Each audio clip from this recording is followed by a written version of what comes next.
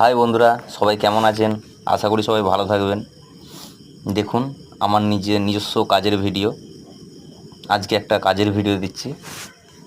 তো এটা একটা এলসিডি টিভি। তো এলসিডি টিভিটা পুরো ব্ল্যাঙ্ক ছিল, ডিসপ্লের একটু কাজ করতে হলো।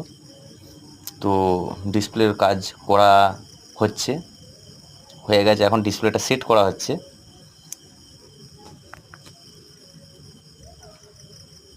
ডিসপ্লে একদম ব্ল্যাঙ্ক হয়ে গেছিলো। দেখুন, ফ্রেমটা লাগিয়ে নেওয়া হচ্ছে।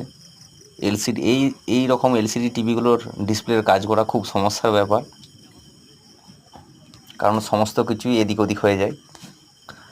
আর এই টিভিটার প্রবলেম এসেছিলো, টিভিটা জল পেয়েছিল, হয়তো জল দিয়ে হয়তো পরিষ্কার করতে গিয়েছিল, যার জন্য এরকম প্রবলেমটা এসছে।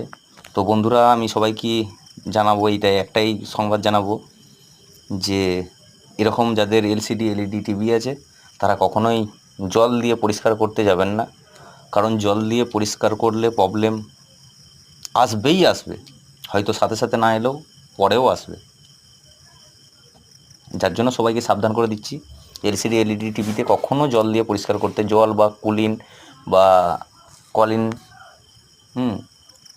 যে কোনো লিকুইড টাইপের জিনিস, কোনো জিনিসটা দিয়েই পরিষ্কার করা যাবে না। তো দেখুন, টিভিটা টোটালি রিপেয়ার করে ডিসপ্লের কাজ হয়ে গেছে। তো এখন মাদারবোর্ডে সমস্ত সংযোগগুলো দেওয়া হচ্ছে, মাদারবোর্ড বা ব্যাকলাইটের সংযোগ দেওয়া হচ্ছে। দেখুন, ভিডিওটা ভালো লাগবে। যদি ভিডিওটা ভালো লেগে থাকে তো চ্যানেলটাকে সাবস্ক্রাইব করে পাশে থাকবেন এবং পাশে থাকা বেল নোটিফিকেশানটাকে অন করে দেবেন। দেখুন, আশা করি টিভি ওকে হয়ে গেছে। দেখুন, লোগো চলে এসছে, তার মানে ওকে হয়ে গেছে টিভি। সমস্ত বন্ধুদেরকে ধন্যবাদ জানাই আমার ভিডিওটাকে দেখার জন্য। তো চ্যানেলটাকে দয়া করে সাবস্ক্রাইব করে রাখবেন এরকম ভিডিও পাওয়ার জন্য।